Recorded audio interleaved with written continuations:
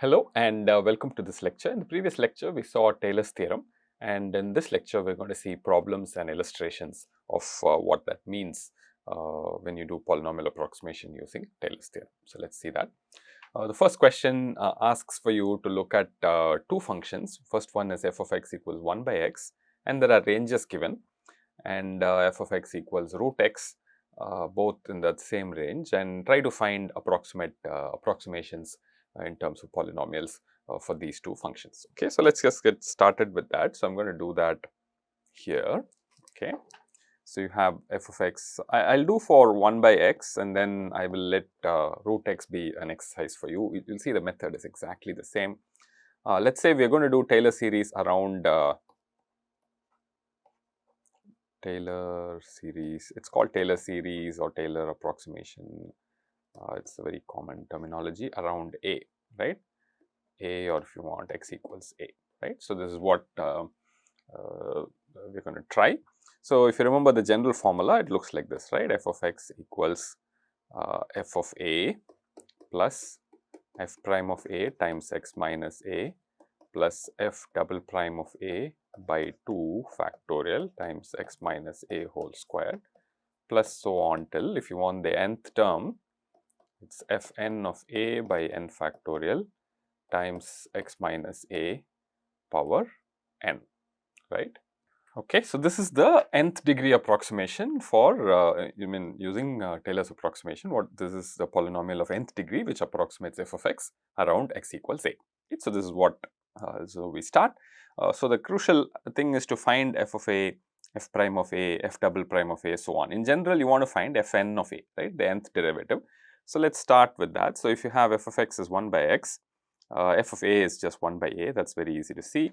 If you look at f prime of x, or better to call it f1 of x, because it's going to be coming over and over again. You have minus 1 by x squared, and if you do f2 of x, you're going to get it's minus x power minus 2, right? So maybe I should write that down, minus x power minus 2 prime, and that is nothing but you'll get 2 times x power minus 3, which is 2 by x power 3. Okay, so these are things you can do. I'm going to do it a little bit faster here. So you'll see f3 of x is just minus 2 into 3 divided by x power 4. Okay, so you can sort of see a pattern here. So the idea is to see a pattern and see if you can fix some sort of formula to it, and you can keep on going. If you can do f4 of x, it's going to be there is 2 into 3 into 4 by x power 5, right? So it will be x power minus 4, and then minus 4 will come, and minus into minus will become plus 1. So 2 into 3 into 4, x power minus 5, this is 1 by x power 5. So so hopefully you start seeing the pattern here by the time you're here. So this 2 into 3 into 4 is nothing but 4 factorial. So you notice here it's just minus 5 factorial by x power 6. So in general, fn of x is going to be what? Okay, so I hope this sequencing is clear to you, how you get this 2 into 3 into 4 by x power 5 minus 5 factorial, etc. So this fn, the general pattern, there's going to be x power n in the denominator, right? Do you agree? So when you see f2, f1 is x squared, so x power n plus 1, right? f1 is x squared, f2 is x power 3, f3 is x power 4, f4 is x power 5, f5 is x power 6, like that, right? And what's going to come in the numerator is going to be n factorial, right? You're going to get n factorial, 5 factorial, 4 factorial, 3 factorial, 2 factorial, 1 factorial, and then it's either minus 1 plus 1 alternating. It's minus 1 whenever n is odd, right? So minus 1 here, it's plus 1 here when the n is 2, when n is 3 you have minus 1 again, when n is 4 you have plus 1 again. So a very convenient thing is to say it's minus 1 power n factorial by x power n plus 1. So this needs a little bit of pattern recognition. In some sense, you look at the pattern here and then you guess. Even if you don't guess this, it's okay. At best, you may probably do a degree 5 polynomial, degree 6 polynomial. You can stop here even without guessing the exact form of this. You can proceed, it's not wrong.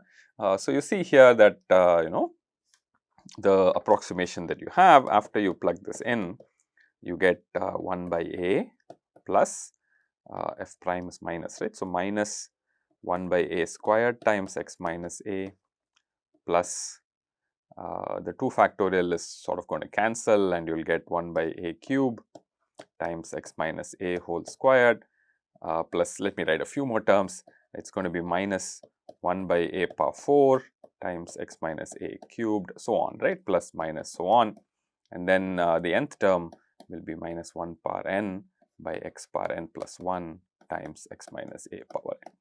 Okay. So, this is the Taylor series around x power x equals a.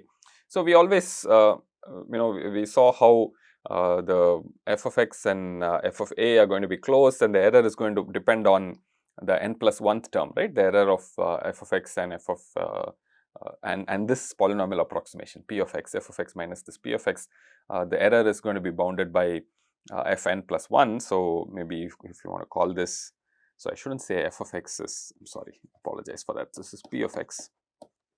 Okay, apologize for this mistake, you go ahead and correct, this is not f of x, this is p of x, and we know that f of x minus p of x is upper bounded by the max over u in a comma x, okay, assuming x is above a, right. So, I think it's okay. F n plus 1 of a of x, sorry, of u, sorry, this is the Taylor series approximation divided by n plus 1 factorial, this whole thing times x minus a absolute value, x minus a power n plus 1. So, this is true on either side of a. So, except that this u belonging to a comma x you'll have to change a little bit. If x is smaller, it will be the other way around. So, it's okay, but this will work out correctly. So, here also you can plug this in, you're going to get so this guy is going to just be 1 by its absolute value is there. So, this minus 1 power n will go away, you'll just get 1 by u power n plus 1, okay, and that is max over u in a comma x, okay. So, depending on which is smaller, a or x, you will just plug in this is 1 by u power n plus 1, right. So, if u is smaller, this is going to be larger, this is decreasing. So, this will just be 1 by min of a comma x raised to the power n plus 1, assuming all of these guys are positive, right. So, this is what the error is going to be, times x minus a power n plus 1 will always be there. So, as this derivative, as this x becomes smaller and smaller, we expect this error to be slightly bigger, but otherwise this error will be reasonably small, right. So, the way to think of this is also, these derivatives blow up when x is very small. When x is very, very small, this 1 by x power 4 and all becomes very large, right. So, I want this error to be small, I do not want this 1 by u power n plus 1 to be very large. So, as long as u is even little bit bigger, if it goes closer to 1 or above 1, this derivative itself is, derivative by n plus 1 factorial itself is so small, right. So, the error itself will become very, very small. But if u is very, very tiny, it is like 0.01, 0.001 and all that, this itself will blow up and it will become big, and the approximation will be true only for x being very close to a, not too far away from it, right. So, that is the way to read these things in terms of what these values are, but mechanically you can just go through and do these calculations and you will get a Taylor series approximation, okay. So, I will urge you to repeat the same for f of x equals root x, it is not very hard, you can just repeat it in the same way, try to identify a pattern, you will get a pattern also for root x, and you can write down something like this, okay. So, I hope this was clear to you. What I have done here is to show you how this looks in an animation, okay. So, I have done this plot for f of x equals 1 by x and n is 3, 4, 5, I have done a little video here, and you will see approximation is good around a, but can diverge significantly away from a, particularly when a is very small, okay. So, this is very important, this is okay, but when a is very small, this can happen. So, here is the, let me just talk about what this is. The red colored line is the 1 by x line, and the other three one, the magenta one and the green one and the blue one, or the purple one, I guess this one is. So, all these three are approximations for 3, 4, 5, and you see for this particular value of a, this is very small a very much lesser than 1. So, you see the approximation is good around a, and then after a little while it starts pulling away, right, it is deviating significantly, okay. And you will notice when this will be true only when a is small. When a becomes slightly larger, you will see this range of approximation where it holds, it will be much larger, okay. Let us play this video and see it, okay. So, you see here as a goes larger, even 0.1, right, it is much better, and as it goes very small, you see that there is a lot of deviation, okay. So, I will play it again. You see when a is close to 0.1, if you pause it here, you see here it is so smooth and it is true for a long interval, and I have stopped at 0.1 itself. But if you go down to 0.01, maybe I should stop it there, let it play, then let it go up to 0.01, and you will see there, notice there, when it goes to really small values of a, it is close for a very small distance from a, but once x deviates a little bit more from a, look at the deviation in these polynomials, they go off very far away, and we expect that, right, we know from the error bounds of Taylor approximation, that is what we expect for 1 by x, okay. So, I will urge you to do something similar for root x, okay, do the same thing for root x, and then make these kind of plots and Desmos, put it on the forum, we can have a discussion on how this works, okay. So, this gives you an idea of how Taylor's approximation works in different ranges for different functions, okay. So, that is one first kind of problem. Here is another kind of problem where this is slightly interesting. So, you see you want polynomials of degree 10 to approximate a function. I do not know the function itself explicitly, except that I know around x equal to 0 I want the approximation, and I know the derivatives, okay. I know the value of the function at 0, and I know its first 10 derivatives, they are all just 1, that is part A. Here there is another function, again these derivatives are given, the fk of 0 for the value at the 0 is 0, and all the even derivatives are 0. The odd derivatives do 1 minus 1, 1 minus 1, like that, okay. So, I know the few derivatives, I do not know the function itself. How do we come up with an approximation, okay. So, let us do these things are quite easy to do, let us do them, okay. So, in the first question, you have that fk of 0 is just 1 for k equals 0, 1, so on till 10, okay. So, the approximation for Taylor series, I will write p of x carefully now, it is not f of x equals, it is f of 0 plus f prime of 0 times x, right. See, a is 0, right, a equals 0. So, this x minus a and all will not come, this a itself will become 0. So, you will directly get x, okay. So, it is a nice thing to do Taylor series around 0, you will get very nice looking expressions.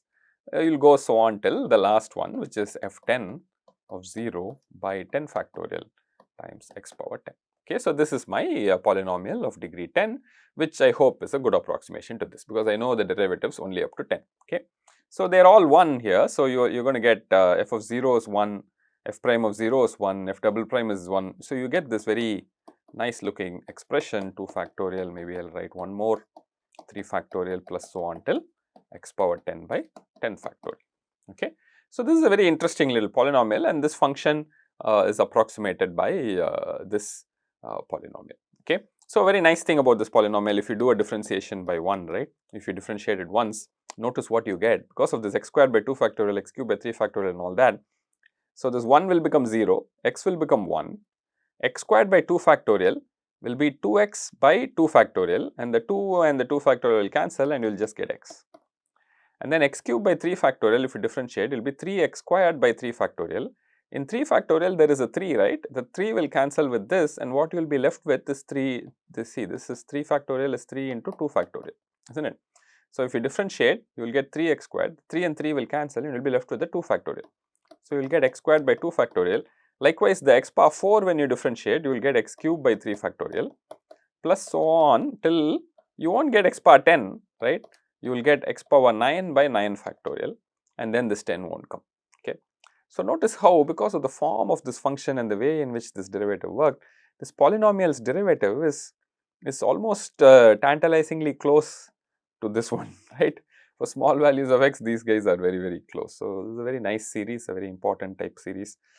We will see it later on in the ensuing weeks. Okay, so this is a very easy thing to do. Around x equal to 0, a equals 0 particularly, Taylor series is very nice and simple to write down, and if you know the derivatives, it's very easy. Okay, so I'll urge you to do the next problem also. The next problem also is very simple. Again, something very similar. The derivatives are all given.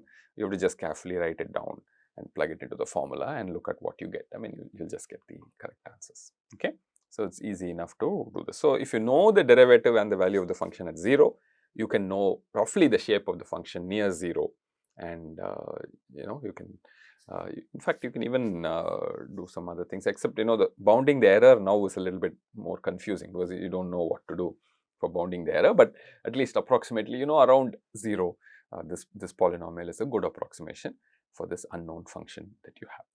Okay, so that's the second type of problem in Taylor series. And the last one is about population of countries. Okay, so let's read this question. Populations of different countries P of t, their growth rates P prime of t, and the rate of change of the growth rates P double prime of t at t equals 10. Some normalized unit, okay, just say 10, are given below. So let's look at this. There is a country whose population is 130 million, and the P prime of t at t equals 10. These are all at t equals 10, right? P prime is 1 million per year. P double prime is minus 100k per year. Okay, so per year squared, right? So that's how the double prime units will work.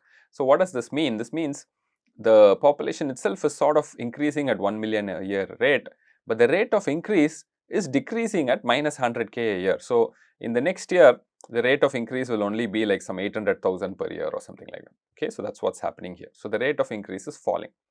Here is another case where you have 130 million but 0.5 million a year increase, and double prime is also 5k per year squared. So next year the increase will be 0.55 million per year, etc. So that's roughly, right? So these are all rough calculations.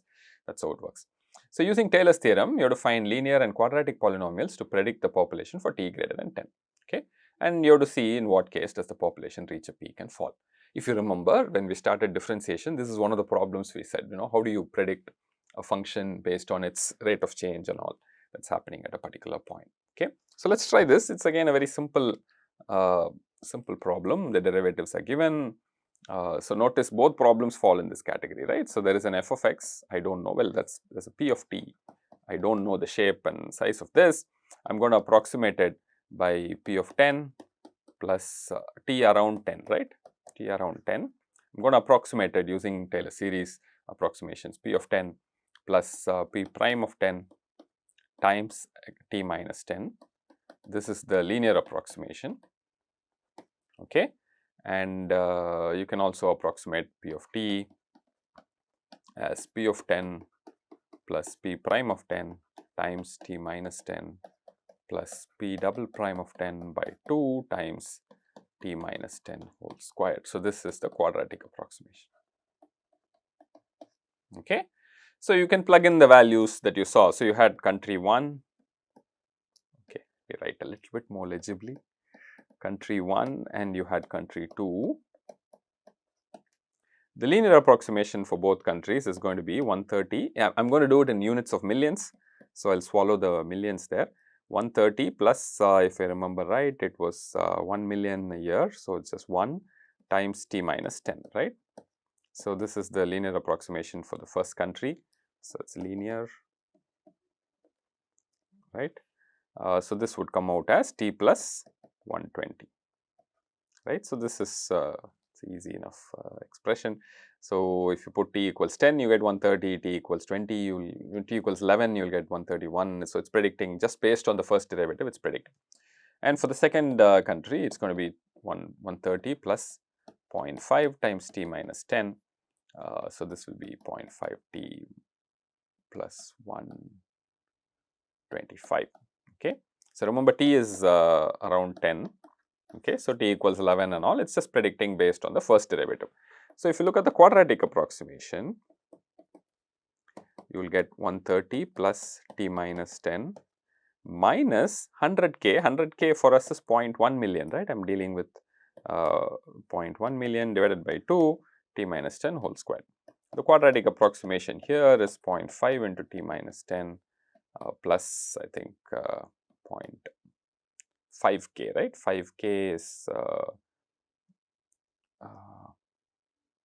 005, or I think, did I get that right? 5k or 50k? 5k. So 5k, if you want to convert to millions, millions is 10 past 6, so I have to divide by 3, so it's 0.005. Okay, I made a mistake last time, I think, by 2t minus 10 whole squared. Okay, so if you plot these two for t greater than 10, right? So t is around 10 but greater than 10, right? So for t greater than 10, if you plot, you will see that these two functions, based on your knowledge of quadratic polynomials, you will see that this one, it increases for t greater than 10. Right. So, there is nothing here is positive, each of the terms are positive here, it keeps on increasing. So, this guy for t greater than 10, it will hit a peak and fall. Okay, where will it hit a peak? You know how to find peaks, right? So, you can differentiate and equate to 0. So, if you differentiate and equate at 0, you will get 1 minus 0.1 t equals 0, or roughly t equals. So, it is okay. So, the way in which I have given the values here, the peak itself is attained at t equals 10. Okay, so just happened like that. I mean, if the 0.1 is, say, slightly smaller, 0.08 or something, if I had given something like that, then this value would be slightly higher. But the way in which I gave the value t equals 10 itself, it's reached a peak. So, this 130 is a peak and it has started to fall. So, I'll urge you to plot these two expressions in Desmos, see what happens. You'll see for t greater than 10, this will fall, right? So, this is peak happens at t equals 10. Here peak is, there's no peak, it increases for t greater than 10. You can try differentiating, you'll see it's all positive. So, it's an increasing function, it keeps on increasing.